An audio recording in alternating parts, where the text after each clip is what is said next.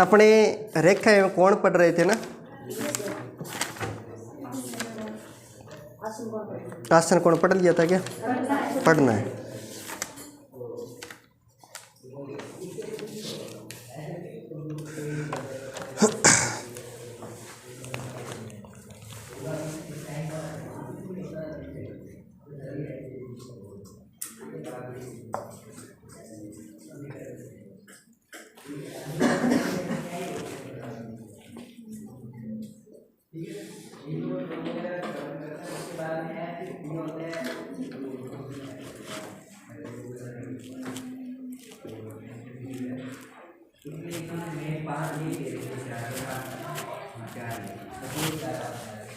आसन कोण adjacent angle.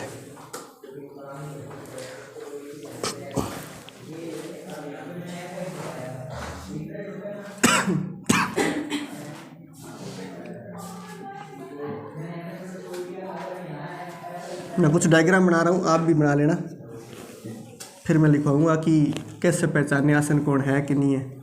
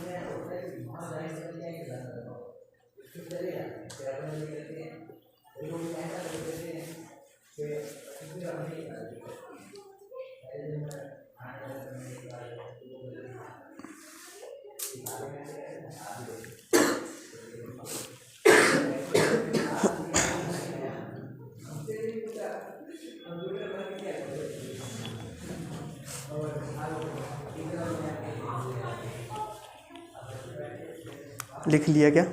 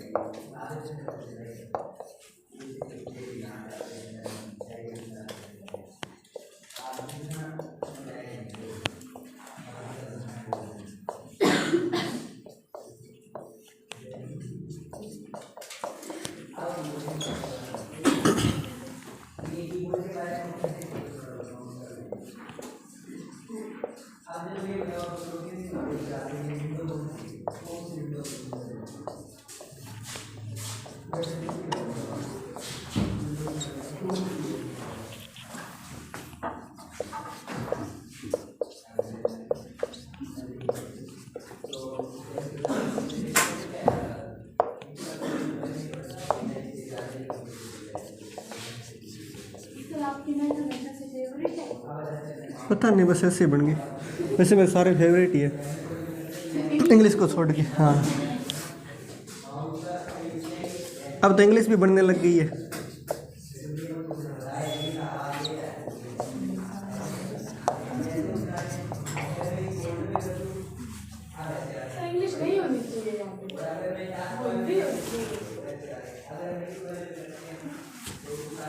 वो तो जना ही जना की ना पढ़ना पड़ा रहा है ना। रजाई में बैठे बैठे आज ये रोटी खानो पीनो सारों की बैठी हो जाए, अपन चकाल लो ना पड़े हैं। तो गर्मी में ऐसी में बैठे रहे वो हैं, हाल लो ही ना पड़े, बस सारी व्यवस्था अंदर ही हो जाए। मौज तो जद है। अब वही तो पढ़ा करा कट्ठा काम आ सी कोनिया है हैं ट्रिग्नोमेट्री कट्ठा काम आवे कि साइन थीटा कोस थीटा हैं सास रमजा की रोटी बनाओ जो नबी सब्जी में साइन थीटा गावे से होगे खड्डी काम कोनिया है तो सिखाणो के चीज़ हो बात तो सिखानी को लग रहा। हाँ चलो खैर कोई बात नहीं, तनाव मत लीजिए, ये भी काम आएगा। कहाँ काम आएगा बताऊंगा। ट्रिग्नोमेट्री तुम्हें लगता है काम नहीं आती, ट्रिग्नोमेट्री बहुत काम आती है। ट्रिग्नोमेट्री उन लोगों को काम आती है जो ट्रिग्नोमेट्री से संबंधित कार्य करते हैं। कार्य का मतलब ये नहीं जो पढ़ाते हैं, कार्य का मतलब ये है कि जैसे आप बड़े विद्वान बन गए और आपको बना दिया पुरातत्वविद या कोई ऐसा जो जियोग्राफी से संबंधित लेक्चरर हो या जियोग्राफी का कोई बहुत बड़ा विशेषज्ञ हो। अब उस व्यक्ति का काम क्या है, कोई तो पर्वत की ऊंचाई नापेगा, कोई पहाड़ की ऊंचाई नापेगा, कोई पहाड़ की लंबाई चौड़ाई नापेगा, तो वहाँ पर ट्रिग्नोमेट्री काम आती है। जैसे अपने माउंट एवरेस्ट की ऊंचाई बता देती हैं लगभग 8,848 मीटर, कैसे बता देती हैं, वहाँ पर ऊपर जाके इंच टेप थोड़ी लगाई आप, ये ट्रिग्नोमेट्री से बता सकते हैं। ठीक है, तो ट्रिग्नोमेट्री का बहुत बड़ा योगदान है। अभी बात करते हैं अपने इस टॉपिक पर। ध्यान देना, आसन कोण होने के लिए 3 शर्तें हैं। 3 शर्तें क्या है? अगर ये तीनों शर्तें लागू होती है तो वो दोनों कोण आसन कोण कहलाएंगे, वरना नहीं होंगे। एक शीर्ष उभयनिष्ठ होता है, दोनों का शीर्ष एक ही होना चाहिए, दोनों का शीर्ष जो है सेम होना चाहिए। ध्यान देना, इसमें शीर्ष ओ है, इस कोण 1 और कोण 2 का, दोनों में शीर्ष जो है ओ है। यहाँ पर कोण 3 और कोण 4 का शीर्ष क्या है? ओ है। ध्यान दो बालिका, इधर है, उधर कोई शीर्ष नहीं है, केवल इधर है। ठीक है, कोण 5 का शीर्ष ओ है, कोण 6 का शीर्ष तो यहाँ पर है, मतलब यहाँ पर तो उभयनिष्ठ नहीं है। इन दोनों में समान को शीर्ष था, यानी उभयनिष्ठ था। इसमें और इसमें भी शीर्ष अलग अलग है, इसका मतलब ये दोनों तो आसन कोण नहीं है। पहली शर्त लागू नहीं हो रही, लेकिन इनमें एक एक शर्त लागू हो रही है। अगली शर्त की बात करते हैं। अगला ये कहता है एक भुजा उभयनिष्ठ होती है, यानी कि दोनों कोणों के अंदर जो भुजाएं हैं उनमें एक भुजा दोनों की समान होनी चाहिए। देखना जरा, इस कोण 1 की ये 2 भुजाएं हैं और कोण 2 की ये 2 भुजाएं हैं। ये भुजा ऐसी है जिस पर मैंने 2 बार मारकर चलाया है, यानी ये कोण 2 की भी भुजा है और कोण 1 की भी भुजा है, तो ये उभयनिष्ठ भुजा है। इसी तरह कोण 3 की ये 2 भुजाएं हैं और कोण 4 की ये 2 भुजाएं हैं, तो ये भुजा दोनों में है, इसका मतलब ये उभयनिष्ठ भुजा है। लेकिन यहाँ पर अगर बात करें तो पहली शर्त लागू नहीं हो रही थी, शीर्ष वाली तो भुजाएं चेक करने की आवश्यकता ही नहीं है। अगला ये कहता है दोनों कोणों में एक भी बिंदु उभयनिष्ठ नहीं होना चाहिए। ध्यान देना, कोण 1 का जो क्षेत्र है वो ये है कि नहीं है? कोण 1 का क्षेत्र ये है और कोण 2 का जो क्षेत्र है वो ये है। क्या दोनों में एक भी बिंदु समान है? क्या उसका क्षेत्र अलग है, इसका क्षेत्र अलग है, दोनों में कोई भी समान क्षेत्र नहीं है, मतलब कोई भी बिंदु उभयनिष्ठ नहीं है। इसी तरह कोण 3 का क्षेत्र ये है और कोण 4 का क्षेत्र ये है। क्या दोनों में एक भी बिंदु समान है? क्या जो दोनों में सेम जगह पाया जाए या दोनों में उभयनिष्ठ हो?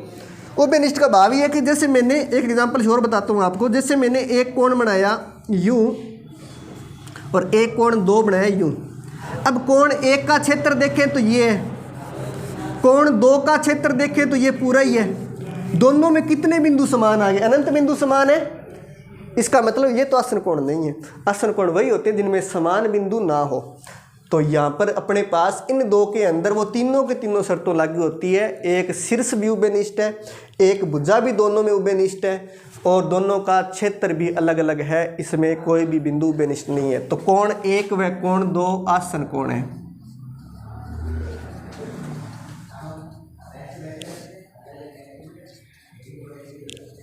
यहाँ पर कोण 4 व कोण 3, कोण 3 व कोण 4, कोण 3 व कोण 4 आसन कोण है।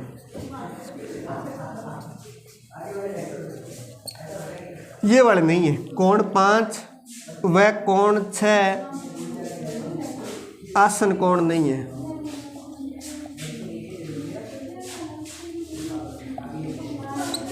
कोण 7 व कोण 8 आसन कोण नहीं है।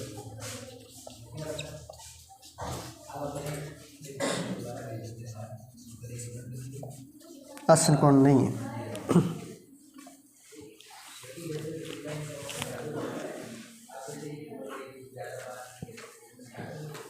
बात समझ में आ गई क्या?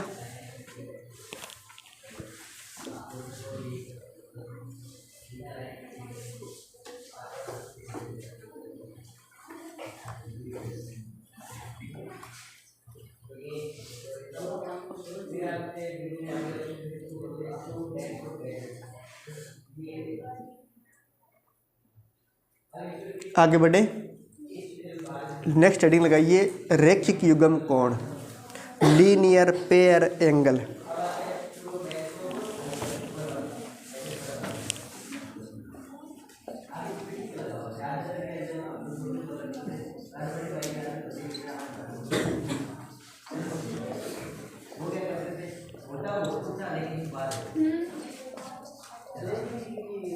लीनियर पेयर एंगल, रैखिक युग्म कोण।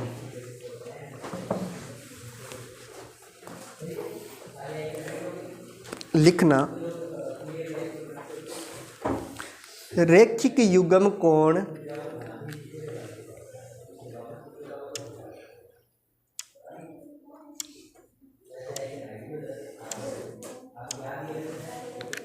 आसन संपूरक कोण होते हैं। आसन संपूरक कोण होते हैं। आसन संपूरक कोण होते हैं।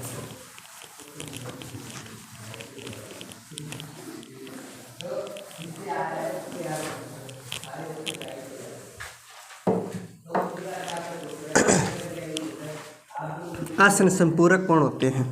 ध्यान देना जरा, रैखिक युग्म कोण वही कहलाएगा जो आसन संपूरक हो। इसका मतलब पहली बात तो ये कि आसन कोण होना चाहिए, और दूसरी बात है संपूरक होना चाहिए। और संपूरक का क्या शर्त होती है, अगर दोनों कोणों का योग 180 डिग्री हो जाए तो वो कोण संपूरक कोण कहलाते हैं। बात क्लियर है क्या? तो यहाँ पर देखो, एक कोण मैंने यूँ बनाया, इसको नाम देते हैं 7 और इसको 8, वहाँ पर 6 तक हो गए थे शायद, 7 8। तो यहाँ पर अपने पास दोनों कोण, एक तो पहली बात आसन कोण है, क्योंकि दोनों का शीर्ष उभयनिष्ठ, दोनों का शीर्ष ओ है, दोनों में एक भुजा भी समान है और दोनों का क्षेत्र भी अलग अलग है, इसलिए ये आसन कोण तो है। और संपूरक इस वजह से क्योंकि दोनों का योग कितना 180 डिग्री है। कितना है? 180 डिग्री। तो ये दोनों के दोनों जो है आसन संपूरक कोण है, यानी रैखिक युग्म कोण है।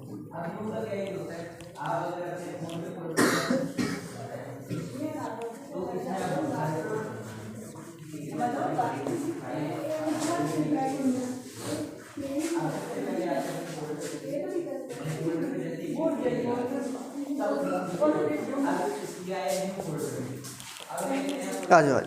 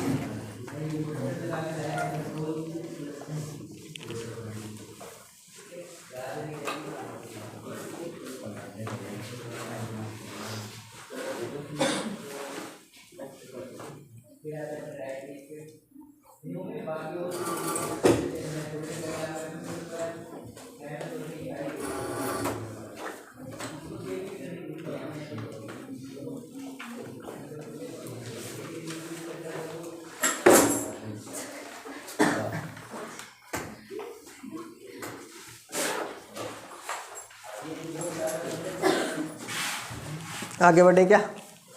लिखो, कोण 2x + 17 डिग्री, 2x + 17 डिग्री तथा 3x - 7 डिग्री, 3x - 7 डिग्री रैखिक युग्म कोण है तो, रैखिक युग्म कोण है तो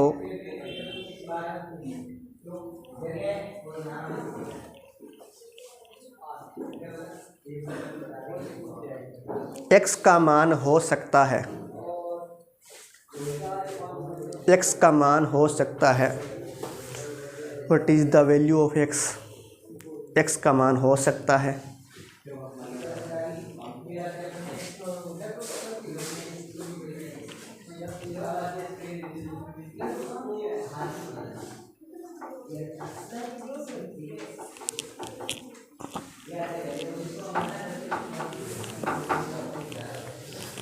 ध्यान देना जरा, दोनों कोण रेखिक युग्म कोण है और रैखिक युग्म कोण होते हैं तो उनका योग कितना होता है? 180 होता है। रेखिक युग्म कोण का योग 180 होता है, तो दोनों का योग जो है 180 के बराबर कर दो। 2x और 3x 17 माइनस 7 10 इधर ले आओ, माइनस का हो गया 10। 180 माइनस 10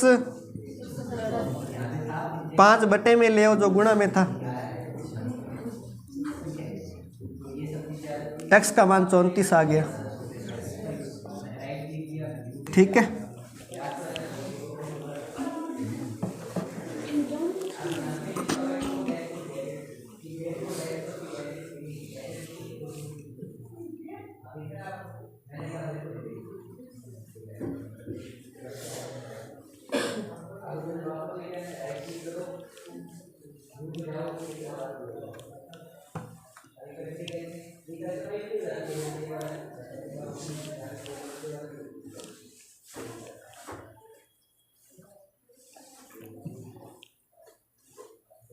आगे बढ़े क्या?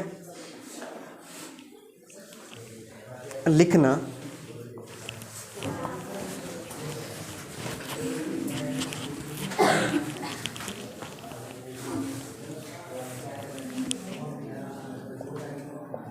शीर्षाभिमुख कोण, शीर्षाभिमुख कोण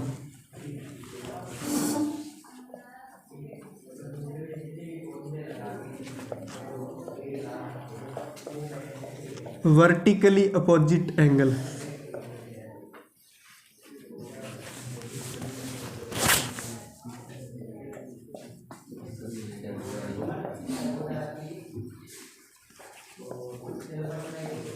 वर्टिकली अपोजिट एंगल शीर्षाभिमुख कोण।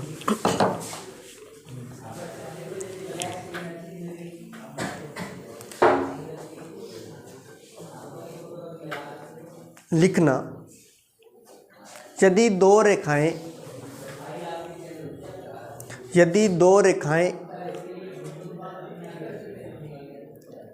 एक दूसरे को परस्पर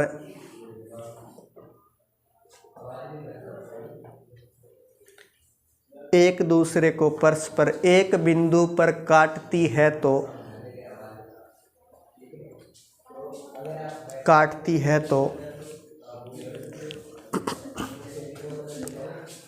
है तो सम्मुख कोण एक दूसरे के शीर्षाभिमुख कोण कहलाते हैं। एक दूसरे के शीर्षाभिमुख कोण कहलाते हैं।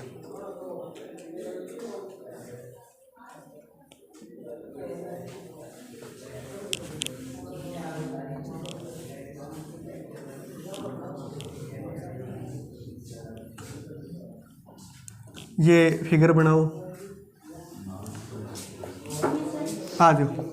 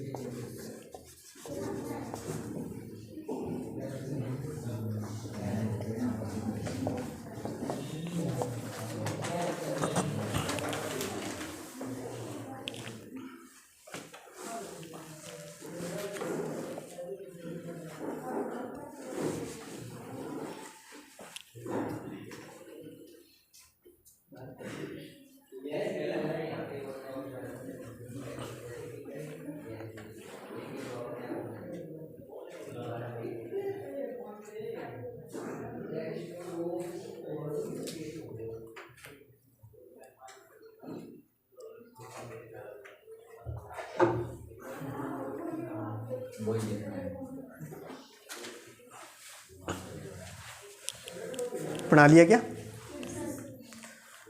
तो कोई भी दो रेखाएं जब एक दूसरे को प्रतिच्छेद करती है तो आमने सामने के जो कोण है वो शीर्षाभिमुख कोण कहलाते हैं। जैसे एक के सामने दो है तो एक और दो शीर्षाभिमुख कोण है।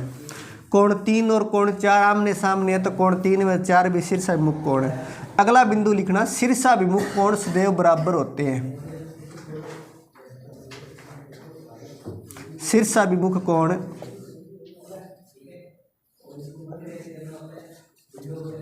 सदैव बराबर होते हैं।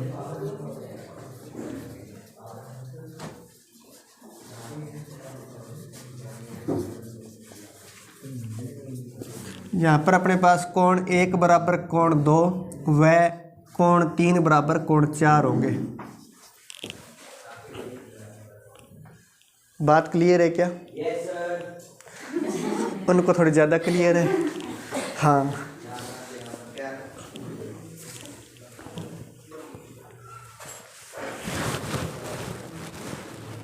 चलो आगे बढ़े।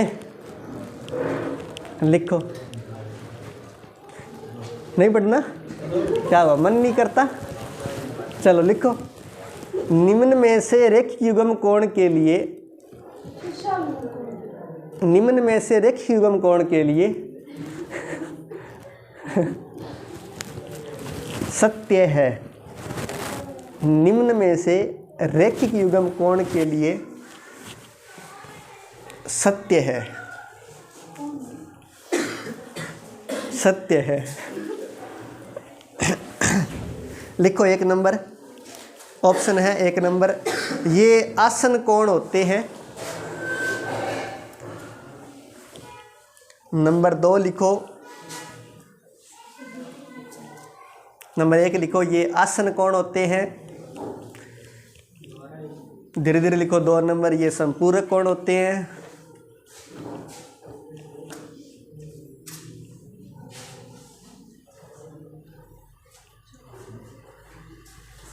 नंबर 3 ऑप्शन ए व बी दोनों। नंबर 4 ऑप्शन इनमें से कोई नहीं। इनमें से कोई नहीं। ऑप्शन सी है क्या?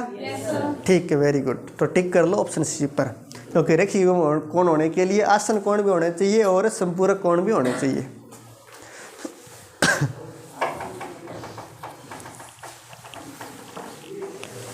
आगे बढ़ें क्या?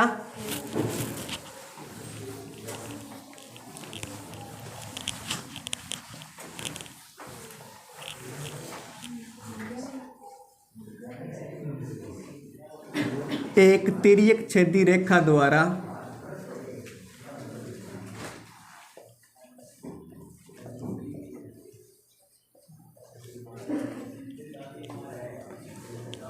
दो समांतर रेखाओं के साथ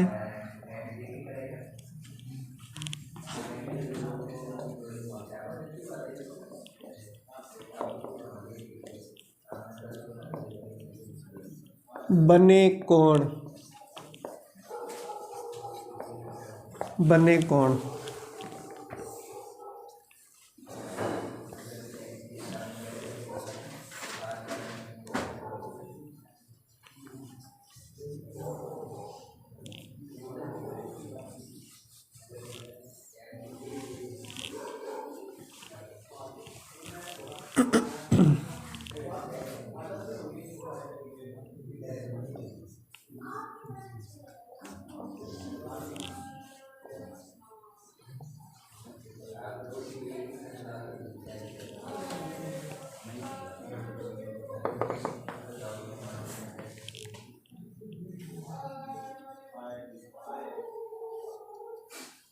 ए बी समांतर है यहाँ पर पी क्यू के। ये क्वेश्चन नहीं है, कॉन्सेप्ट है। नहीं, इसमें ना कुछ कोई कोण ज्ञात करना है। अच्छा, कौन सी 10th की बात कर रहे हो तुम? हैं, हमारे वाले 10th में तो ये था ही नहीं। चलो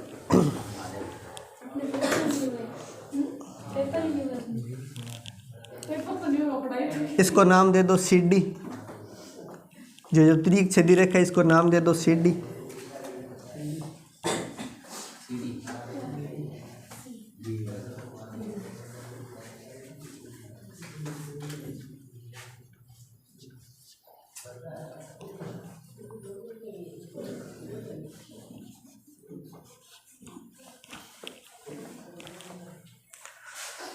तो एक बार फिर से बचपन ताज़ा हो गया क्या? नहीं करना क्या? हाँ, ये शाना आदमी है दुनिया में सबसे ज़्यादा। विद्वान लोग ऐसे होते हैं। हाँ हाँ, जो विद्वान नहीं होते वो कहते हैं बचपन क्या खूबसूरत था, मैं को बड़ा नालायक था, कुछ खूबसूरत नहीं था, है ना। सुबह पीट के घर वाले भेजते, शाम को पीट के मास्टर भेजते, यही चलता था बचपन में। तो अब ठीक है। तो मैंने क्या लिखा है अब तक? मैंने कहा कि एक तिर्यक छेदी रेखा अगर दो समांतर रेखाओं को काटे तो इनके साथ जो बड़े कोण हैं उनको क्या बोलते हैं। तो सबसे पहले लिखो एकांतर कोण, हेडिंग लगाओ एकांतर कोण। एकांतर में भी अंत लिखना, एकांतर अंत कोण, ठीक है। अंतर बाह्य दो प्रकार के होते हैं इसमें, आंतरिक और बाह्य। तो एकांतर अंत कोण लिखो पहले, एकांतर अंत कोण, एकांतर अंत कोण लिख लिया क्या? चलो, एकांतर का मतलब होता है एक छोड़ करके एक। तो यहाँ पर अपने पास कोण 4 और कोण 6 एक लाइन पर है, एक साइड है। तो 4 के बाद 6 को छोड़ दो, इधर आ जाओ। तो 4 और 5 जो है एकांतर अंत कोण है। अंत क्यों बोलते हैं? क्योंकि ये दोनों रेखाओं के अंदर की ओर है, इसलिए। बाहर वालों की बात नहीं कर रहा मैं, अंदर वालों की बात कर रहा हूँ। तो 4 और 5 एकांतर अंत कोण है। इसी तरह 3 और 6 भी एकांतर अंत कोण है। तो इनके नीचे लिखना, जो आपने हेडिंग लगाई है, कोण 4 बराबर कोण 5 और कोण 3 बराबर कोण 6, क्योंकि एकांतर अंत कोण हमेशा बराबर होते हैं। ये है एकांतर अंत कोण।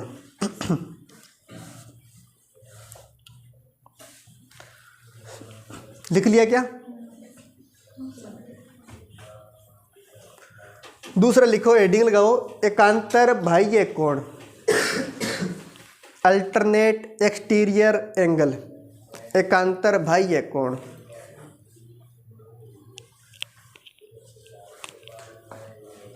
एकांतर बाह्य कोण। अब बाहर वाले कोणों की बात कर रहा हूं। बाहर यहाँ पर 2 1 है और इधर जो बाहर की ओर है वो 7 और 8 है। तो 2 के समान होगा 7 और 1 के समान होगा 8। 2 के समान होगा 7, ये एकांतर बाह्य कोण है। 1 के समान होगा 8, ये लिख लो उसके नीचे।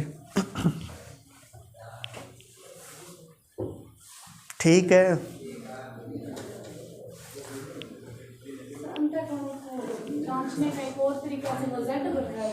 ओहो, ठीक है, बढ़िया। चलो कोई बात नहीं, मैं लिखवा देता हूँ, ठीक है। लिख लो, लिखो अंत्य कोण। अगला पॉइंट यही लिख लो, अंत्य कोण। अंत्य कोण, अंत्य मतलब अंदर वाले। 3 4 5 6, कोण 3 कोण 4 कोण 5 और कोण 6, ठीक है। फिर लिखो बाह्य कोण, बाह्य कोण, बाह्य कोण 1 2 7 8,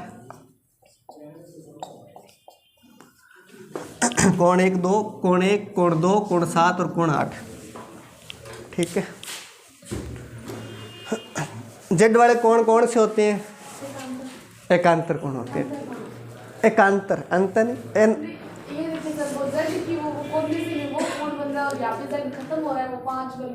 अरे तो ये एकांतर कोण होते हैं, जेड की कोण में बनते हैं ना, ये कोने वाले ये एकांतर कोण होते हैं, ठीक है। मास्टर ने कभी सिखाया होगा बचपन में कि बेटा जहाँ जड बनता है वहां पर कोण बराबर होते हैं। क्यों होते हैं? क्योंकि ये एकांतर कोण होते हैं। जब 2 समांतर रेखाएं एक दूसरे को दो समांतर रेखाओं को एक तिर्यक सीधी रेखा काटती है तो हमेशा ये जो एकांतर कोण है ये हमेशा बराबर होते हैं। तो इसलिए कहते हैं जेड वाले कोण हमेशा बराबर है। ये याद करवाने का तरीका होता है बड़े बालकों को, ठीक है। चलो आगे लिखो। लिखो संगत कोण, कोरस्पॉन्डिंग एंगल, संगत कोण, कोरस्पॉन्डिंग एंगल, संगत कोण। लिख लिया क्या? चलो अब कोण की बात कर लेते हैं। कोण से संगत कोण है, ध्यान दो लालियो। इस रेखा के ऊपर जो होगा और इसी रेखा के जो ऊपर होगा वो आपस में एक दूसरे के संगत होंगे। तो इस रेखा के ऊपर की ओर 1 है और यहाँ पर कोण है 1 की तरह 5। बात क्लियर है क्या? इसी तरह ऊपर की ओर 2 है और यहाँ पर 6 है। यहाँ पर नीचे की ओर 3 है और यहाँ नीचे की ओर 7 है। यहाँ पर 4 है और यहाँ पर 8 है। ये संगत कोण है, लिख लो। और संगत कोण भी हमेशा बराबर होते हैं।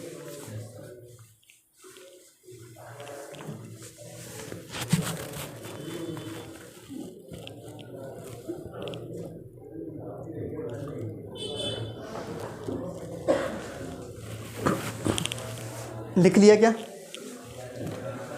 आगे लिखना है इसमें, एक तिर्यक छेदी रेखा, सॉरी, दो समांतर रेखाओं को एक तिर्यक छेदी रेखा काटती है तो, दो समांतर रेखाओं को एक तिर्यक छेदी रेखा काटती है तो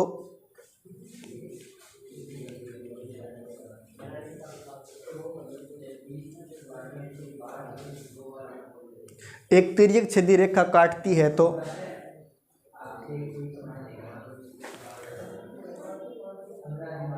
तिर्यक रेखा के एक ही ओर बने,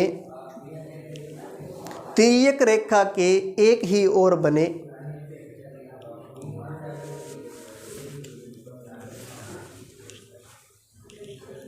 अंतः कोणों का योग, अंतः कोणों का योग 180 डिग्री होता है, 180 डिग्री होता है, 180 डिग्री होता है। ध्यान दो, मैंने क्या बिंदु लिखाया, मैंने बोला कि अगर दो समांतर रेखाओं को एक तिर्यक रेखा काटती है तो तिर्यक रेखा के एक की ओर बने अंतः कोणों का योग, एक की ओर बने अंतः कोणों का योग 180 डिग्री होता है। यानी कि 3 और 5 एक ही ओर है, इनका योग अगर करूं तो 180 आएगा। इसी तरह 4 और 6 भी एक ही ओर है तो इनका योग भी 180 डिग्री होगा। ये लिख लो, ठीक है, जम की बात है।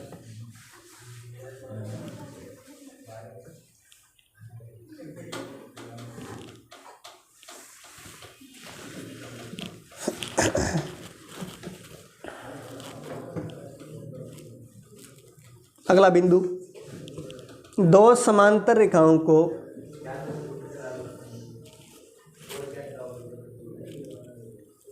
एक तिर्यक छेदी रेखा काटती है तो,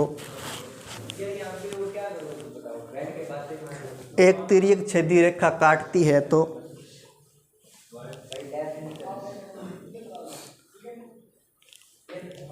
तिर्यक रेखा के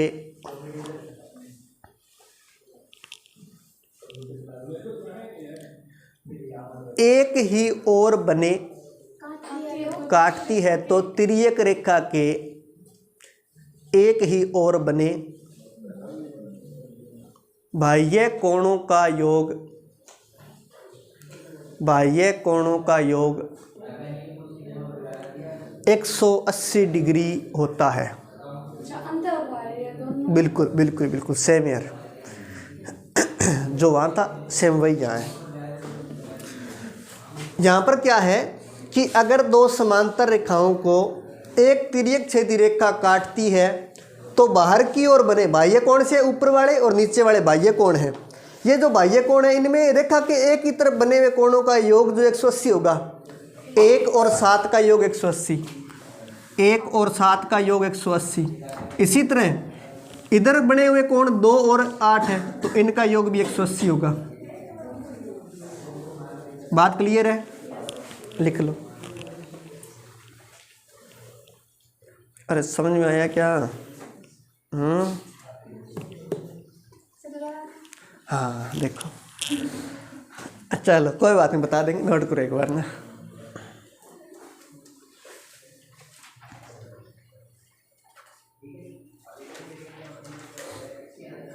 नोट कर लिया? चलो सुनो, मैंने क्या कहा कि अगर दो समांतर रेखाओं को एक तिर्यक रेखा काटती है तो इस तिर्यक रेखा के बाहर की ओर जो बने हुए कोण है बाह्य कोण, बाह्य कोण कौन से है? एक तो 1 2 और एक 7 8। बाह्य कोण रेखा के एक ही तरफ बने हुए बाह्य कोणों का योग 180 होता है। एक तरफ 1 और 7 है, इस रेखा के एक तरफ बने हुआ 1 और 7 है तो इनका योग 180 हो गया। इसी तरह दूसरी तरफ 2 और 8, इनका योग भी 180 हो गया। ठीक है, आगे लिखो। एक प्रश्न लिखना,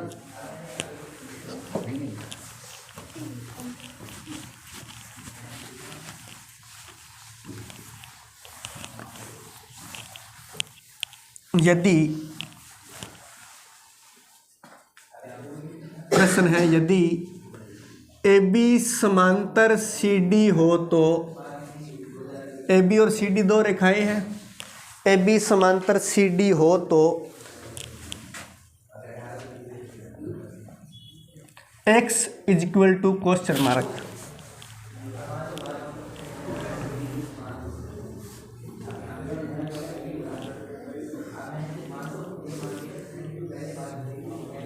This is AB and this is CD.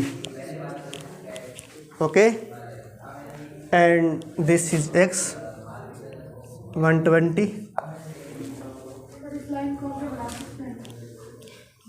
इसको हाँ, जहाँ तुम्हारा मन करे बढ़ाओ, जहाँ तुम्हारा मन करे वहाँ तक बढ़ा सकते हो, कोई मना ही नहीं है। बस उत्तर आना चाहिए, x का मान आना चाहिए। भगवान यही चाहता है तुमसे, x का मान निकाल दो।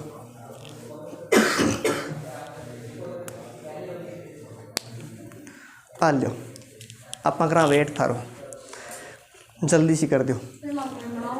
हाँ बनाओ बनाओ।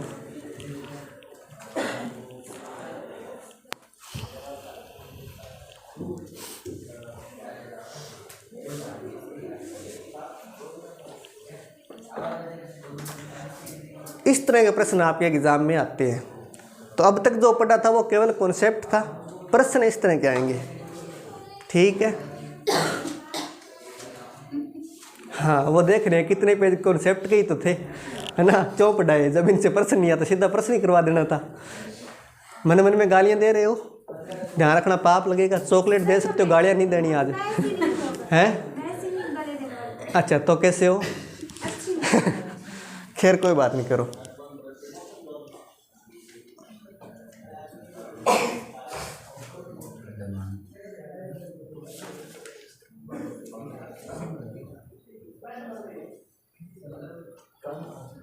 लवप्रीत कोई उत्तर? उत्तर है ना अपने तरफ से? मदीना हुआ क्या? ध्यान दो, इधर ध्यान दो। सबसे पहले अपने क्या करेंगे, यहाँ पर एक समांतर रेखा बनाएंगे जो कि ए बी और सी डी के समांतर हो। ए बी और सी डी भी तो समांतर ही है। इन दोनों के समांतर रेखा ऐसी बनाएंगे जो कि इस बिंदु से गुजरे। आ जाओ, ये एक समांतर रेखा बना दी, इसको नाम दे दो तुम एक्स वाई।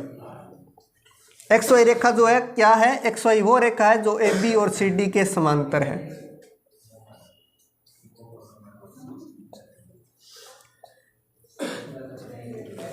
ए बी और सी डी के समांतर एक एक्स वाई रेखा बना दी। मैंने क्या कहा था कि यदि दो समांतर रेखाओं को एक तिर्यक रेखा काटती है तो तिर्यक रेखा के एक ही ओर बने हुए अंतःकोणों का योग कितना होता है? 180। यानी कि ये जो रेखा तिर्यक रेखा है, ये दो समांतर रेखाएं हैं, ए बी और एक्स वाई समांतर रेखाएं हैं, इनको एक तिर्यक रेखा काट रही है। तिर्यक रेखा के एक ही ओर बने कोणों का योग 180 होगा। तो ये कितना होगा? 110। ये हो गया तो 70 होगा, तभी तो 180 योग होगा, तो ये 70 होगा। फिर ध्यान देना, ये सी डी और एक्स वाई भी तो समांतर है और ये तिर्यक रेखा है। ये अगर तिर्यक रेखा है तो इसका और इसका योग भी तो 180 होना चाहिए। तो ये कितना करोगे? 180 हो जाए 60 होगा। बात क्लियर है क्या? अब ये एक रेखा है, इस रेखा पर ये कोण पूरा कितना होता है? इसका मतलब ये 60, 70 और x टोटल जोड़ के 180 होना चाहिए। तो ये जोड़ देते हैं, 70 प्लस x प्लस 60 जो 180 के बराबर होना चाहिए। 70 और 60 कितना होता है? 130। इधर ले आता हूँ मैं, 130 में इधर ले आता हूँ, तो कितना आ गया? बात क्लियर है क्या? x का मान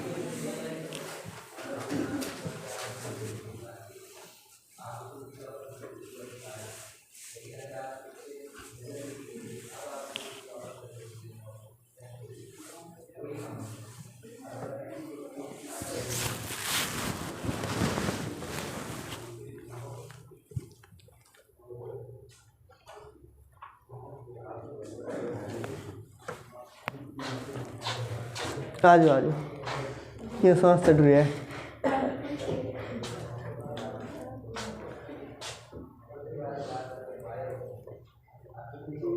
बैठ जाओ कहीं भी जगह देख के।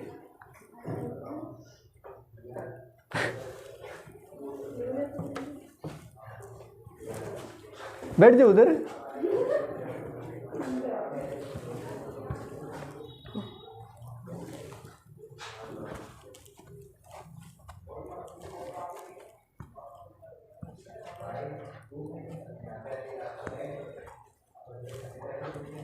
नोट कर लिया क्या?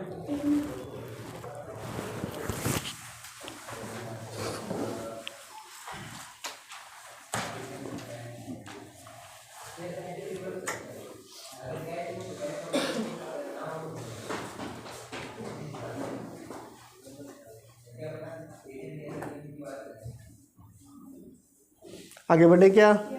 लिखो, यदि ए बी समांतर सी डी हो तो एक्स का मान ज्ञात करना है। डायग्राम बना लो बस, ऊपर वाला प्रश्न सेम है।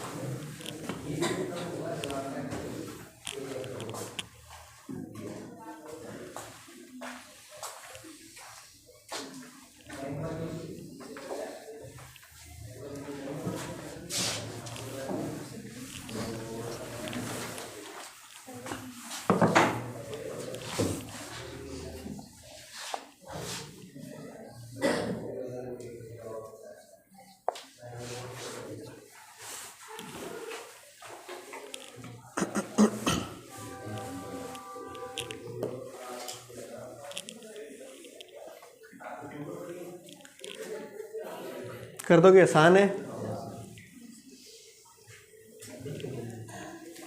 क्या हुआ?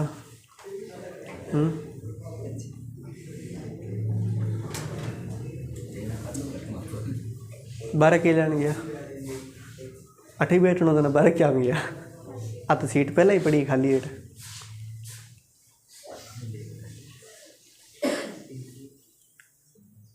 आज चुंदी तो कौन लगी मैडम? क्या रुड़ गया?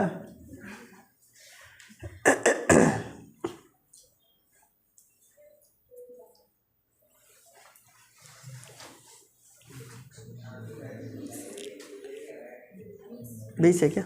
ठीक, ध्यान दो जरा। ए बी और सी डी दो समांतर रेखाएं हैं, और दो समांतर रेखाओं को जब एक तिर्यक छेदी रेखा काटती है तो तिर्यक छेदी रेखा के एक ही तरफ बने अंतःकोणों का योग कितना होता है? 180 होता है। इसका मतलब ये कोण और ये जो कोण है इनका योग 180 होना चाहिए। तो 110 प्लस ये 50 प्लस ये x, इन सब का योग कितना होना चाहिए? 50 और 110 160 इधर ले आओ।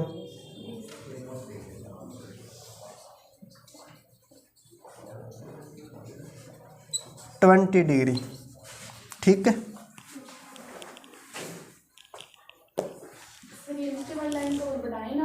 हाँ हाँ समझ गया मैं आपकी बात, बिल्कुल। ये जेड बनता है, जेड बनता हो तब ये कोण और ये कोण बराबर होते हैं। इसका मतलब ये भी 110 होगा और तीनों कोणों का योग 180 हो जाएगा, ठीक है। बाकी कोई दिक्कत नहीं है, जब अपने को पता है कि ये वाले रेखाएं समांतर है तो ये अंदर वाले अंतःकोण 180 होंगे, ठीक है। आगे बढ़े क्या? लिखना, यदि ए बी समांतर सी डी और एक्स का मान ज्ञात करें। ए बी समांतर सी डी हो तो एक्स का मान ज्ञात करें।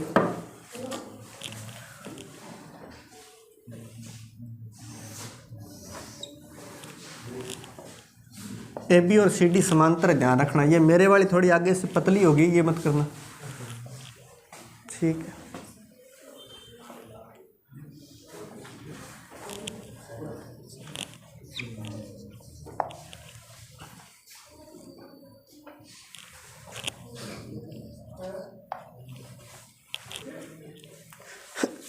ट्राई करो।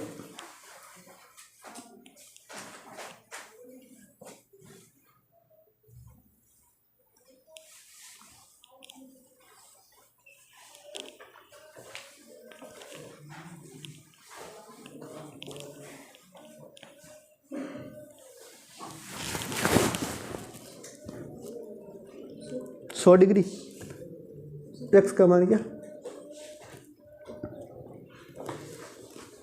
नहीं है, गलत है।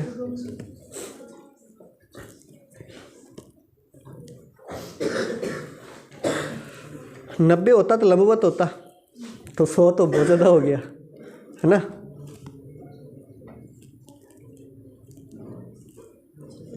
कोई उत्तर है क्या? रोशनी पारो, मदीना, मंजू, क्या नाम? मंजू नाम है क्या उनका? अच्छा,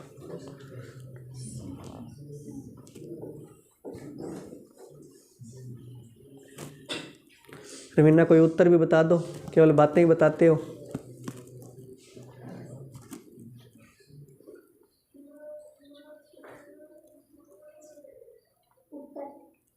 उत्तर अच्छा, ये दिशा परीक्षण नहीं चल रहा जो उत्तर उत्तर बता रहे हो, ठीक है। लास्ट टाइम क्लास लगाई थी उस टाइम मेरे हिसाब से दिशा परीक्षण चल रहा था ना। हाँ चलो इधर ध्यान दो एक बार, कोई बात नहीं ध्यान देना। अपने सबसे पहले एक ए बी और सी डी के समांतर एक रेखा खींचेंगे। यहाँ पर ए बी और सी डी के समांतर मैंने एक रेखा बना दी एक्स वाई। ये जो रेखा है ए बी और सी डी के समांतर है। बात क्लियर है? यहाँ पर ध्यान दीजिएगा, ये आपको एक जेड बनता हुआ दिख रहा है क्या? तो ये कौन है? एकांतर कोण है, यानी कि ये एक्स है तो ये भी एक्स होगा, ठीक है। इसी तरह ये भी एक जेड बन रहा है तो ये जो कोण होगा सेम वही ये कोण होगा, यानी ये 60 है तो ये भी कितना होगा? 60 होगा। जेड वाले कोण ये बराबर होते हैं, एकांतर कोण बोलते हैं इनको। ध्यान दीजिएगा, ये कोण मुझे पता है पूरा तो 80 है, तो x + 60 का योग 80 के बराबर होना चाहिए। x का मान कितना आ गया? 20 डिग्री। बात क्लियर है क्या?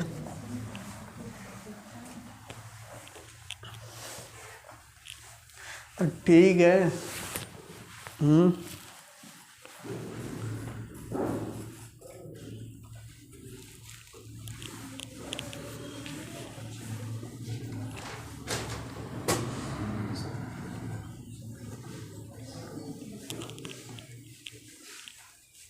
यहाँ से एक बात पता चल गई कि इस कोण और इस कोण का योग जो ये बार वाला कोण होता है, इन दो कोणों का योग जो है बार वाले कोण के बराबर होता है। यानी x + जो 60 किया था हमने, ये बार वाले कोण था, अंदर वाले दो कोणों का योग बार वाले कोण के बराबर होता है। अगला प्रश्न लिखना, यदि ए बी समांतर सी डी हो तो x का मान ज्ञात करें।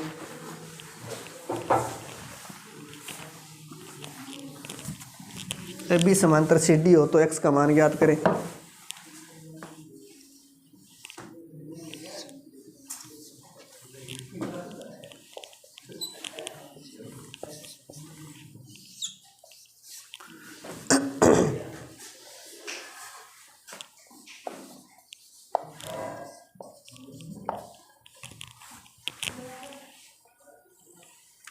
Find the value of x.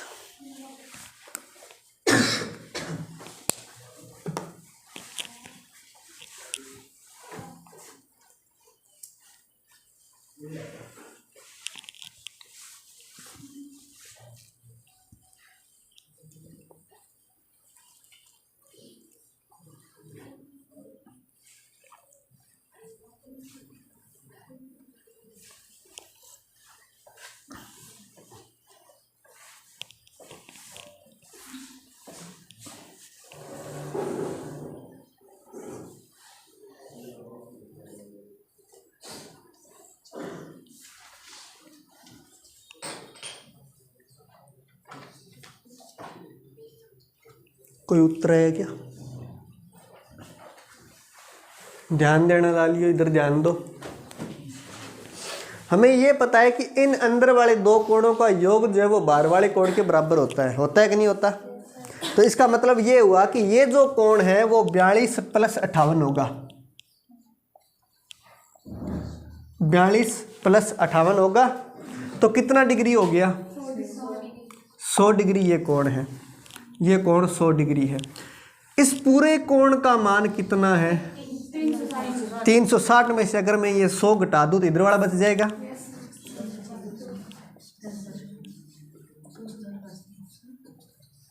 बात क्लियर है क्या?